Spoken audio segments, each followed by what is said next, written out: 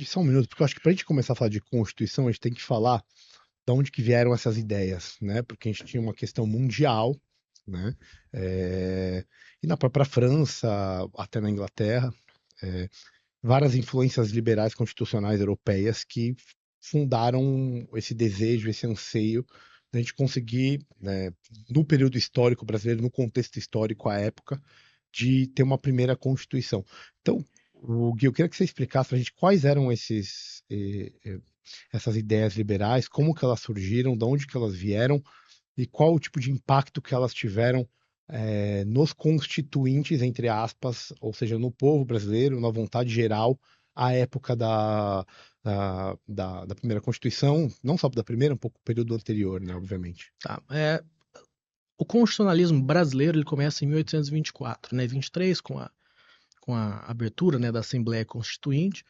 Mas isso, digamos assim, é a culminação de um processo histórico que é o constitucionalismo, que é um tema que nasce lá na Europa. Se a gente for puxar, vai chegar desde as primeiras normas escritas lá com os Sumérios, Hammurabi, etc. Mas assim, o que a gente entende como constitucionalismo, que é, digamos, esse aspecto influenciado pelo iluminismo dentro do contexto europeu, da formação dos estados nacionais, a gente tem ali alguns marcos que são importantes porque marcam, de certa maneira, a relação Estado-indivíduo como forma de você, por intermédio de uma norma escrita, você regulamentar e discriminar até onde vai o Estado e até onde vai os direitos e garantias individuais. Então a gente tem em 1215 a Magna Carta, ali no contexto do rei João Sem Terra, né, que era o irmão do Ricardo Coração de Leão. A gente tem também a Revolução dita, né, gloriosa, né, que foi um momento importante onde a gente teve a ascensão e limitação dos poderes do rei e, consequentemente, da esfera de liberdade do próprio parlamento.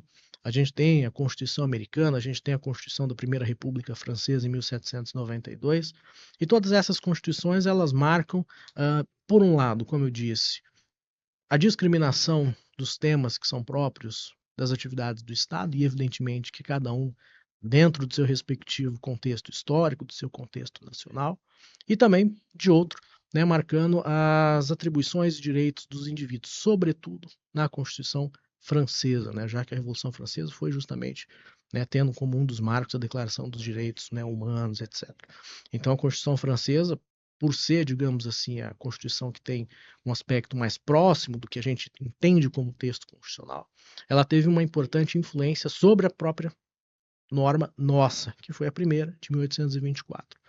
Então, a Constituição Francesa, ela tem dentro, né, e isso é reconhecido pelos seus autores e teóricos que depois se debruçaram sobre ela, uma característica que é muito importante, que é o seguinte: é constitucional aquilo que diz respeito à própria organização do Estado e os direitos e garantias individuais e aquilo que, digamos, gravita em torno disso. A regulamentação dos poderes, a tripartição entre legislativo, executivo e judiciário, e os direitos do indivíduo, propriedade, liberdade, enfim, direitos, digamos assim, mandatórios, né, mandado de segurança, injunção, né, evidentemente que dentro de cada época. E quando a gente tem a nossa Constituição, ela vai beber em todas essas fontes, né? Agora, quando a gente fala do constitucionalismo brasileiro, a gente tem que entender também o contexto nacional, né, que é o contexto que isso fica muito interessante. Nós tivemos uma iniciativa para uma Assembleia Constituinte antes do Brasil ser independente. Então, o marco, digamos, da nossa independência é o 7 de setembro. Evidentemente que existiram as batalhas, etc., que vai culminar em 23, né, 1823, já concluído esse processo. Na Bahia, né? Exatamente. Mas, em 1822, em maio, né, o próprio imperador ele já solicita ali que fosse instaurada uma Assembleia Nacional Constituinte.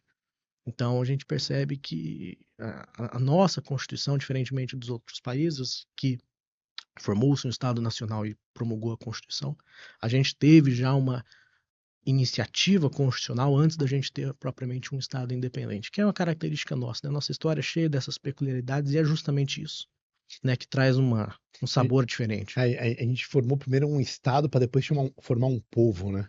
Tem muito essa ideia de que o povo brasileiro ele criou depois da formação do estado, o que não é normal, né? Que seria o contrário, um common law, por exemplo, né? A comunidade vai formando o estado à maneira que as coisas vão vindo, né? Tem muito essa ideia do. Tem, mas veja que é interessante, se a gente pensar pelo seguinte, a gente pensa dessa maneira porque a gente já se vê como um Estado constituído. Agora, quando eles chegaram no Brasil, eles não pensaram o Brasil como um apêndice do reino português, mas era uma coisa só.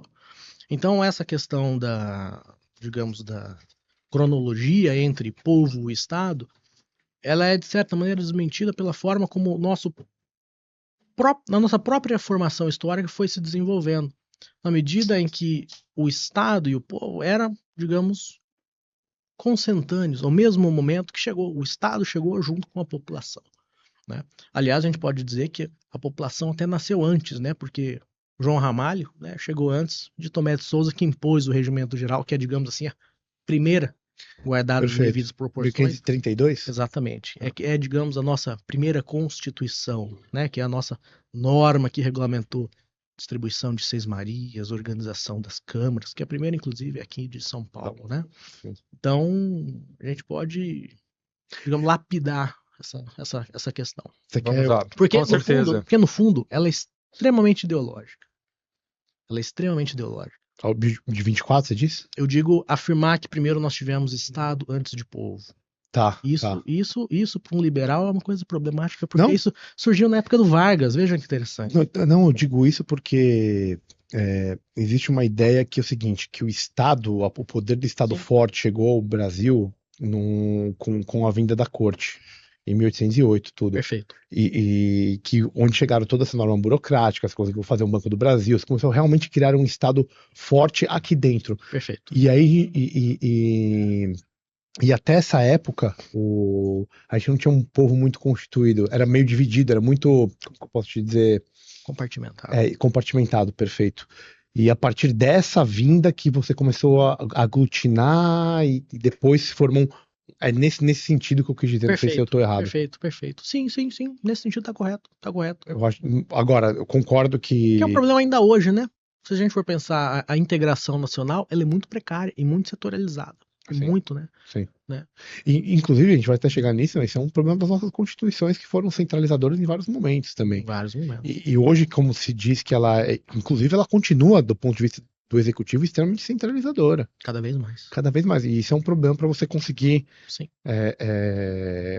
federalizar mesmo, né? Perfeito. Entre aspas. Perfeito. Desculpa. Bom, a gente está falando aqui, né? A gente está tratando de uma janela histórica de 200 anos, que não é tanto tempo assim, né? Se a gente for ver a história do Brasil como um todo. E por esse prisma, né, como você descreveu, né, a formação de constituintes e o debate, o escopo principal é sempre garantia de direitos individuais e limitação do poder central, né? Essa é basicamente a motivação da discussão desses regulamentos. Sim. Assim como a gente teve a primeira Assembleia Constituinte composta por ordem do imperador, ele dissolveu a primeira Constituinte e fez uma Constituição sobre as suas orientações diretas, né?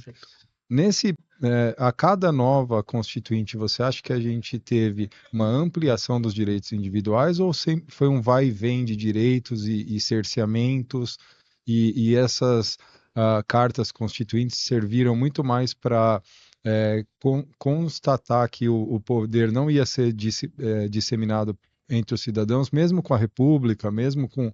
Você acredita que houve uma evolução nos papéis, nas cartas até então, ou houve retrocessos e avanços no sentido de consolidar o direito individual? É uma questão que merece ser analisada, acho que caso a caso. Então, nós tivemos constituições que foram francamente autoritárias, que suspenderam habeas corpus, suspenderam direitos políticos. A polaca, né? Como a de 37 e a de 67, né? E nós tivemos outras constituições, assim, que, digamos, foram mais liberais, assim, no sentido clássico, das liberdades individuais, da propriedade, do voto, etc. Como, por exemplo, a Constituição de 34, que teve vida muito curta. Em 35 ela já é suspensa, antes até do Estado Novo. A de 46, ela teve muitas mudanças, mas, por exemplo, o direito ao voto, alguns partidos políticos não poderiam existir, como, por exemplo, o PCB. Então, isso limita também o direito de escolha. Os integralistas já tinham acabado praticamente. Então, a gente, no próprio Império, a questão da limitação do voto, né? Então, o voto ele era censitário, você tinha uma questão de renda para você poder exercer um direito a sua cidadania, né? Que era escolher, né, a sua.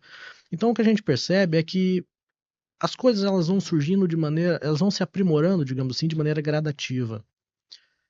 Mas existe uma falta de efetividade, muitas vezes, e aplicabilidade daquilo que é previsto nas normas constitucionais. Na maior parte das vezes, o que está escrito não reflete o acontecido. Então, a Constituição de 1891, por exemplo, é uma Constituição que marca uma transição e ela, digamos assim, veio no momento para corrigir todas as deficiências reais e supostas do Império, né? Mas, por outro lado, ao mesmo tempo que ela trouxe ali as garantias individuais, uma extrema federalização, ao mesmo tempo ela aumentou o poder das oligarquias locais que, na prática, sufocavam qualquer hipótese de voto divergente que não daquele curral eleitoral. Mas se você for ler, é uma norma absolutamente irretocável, inspirada na Constituição americana, baseada na Constituição argentina, suíça, ou então normas de primeiro mundo. Lembremos que a Argentina, nessa época, Era um país era um próspero. grande país, era um país muito importante. E tinha ali, né, grandes juristas, né, Alberti, por exemplo. Na teoria, é uma norma fantástica. Mas na prática, ela se converteu justamente no seu oposto, um instrumento permissivo da opressão, da coerção, do coronelismo, né? Então, a gente precisa analisar, é por isso que a história do direito constitucional ou a história das constituições é tão importante. Porque, normalmente, quem é formado em direito, pela prática, né, já conhece, digamos assim, a linguagem esotérica das normas, do direito, etc., ele entende a realidade pela perspectiva da letra fria. Então, ele lê a Constituição daquele período e imagina, as coisas funcionaram assim. E muitas vezes quem é o historiador não entende a norma porque ele entende o aspecto histórico, mas às vezes ele não tem um conhecimento da normatividade que regia aquele período. Então, digamos que a história constitucional ela é um lusco-fusco entre o direito e a história. Na teoria, a prática é outra. Na teoria, a prática é outra. Agora, para você fazer uma análise bem equilibrada, você vai ter que esquentar a cabeça um pouco para entender um pouco da norma, se você é da história, ou se você é da história, você vai ter que queimar um pouco a cabeça para entender do direito.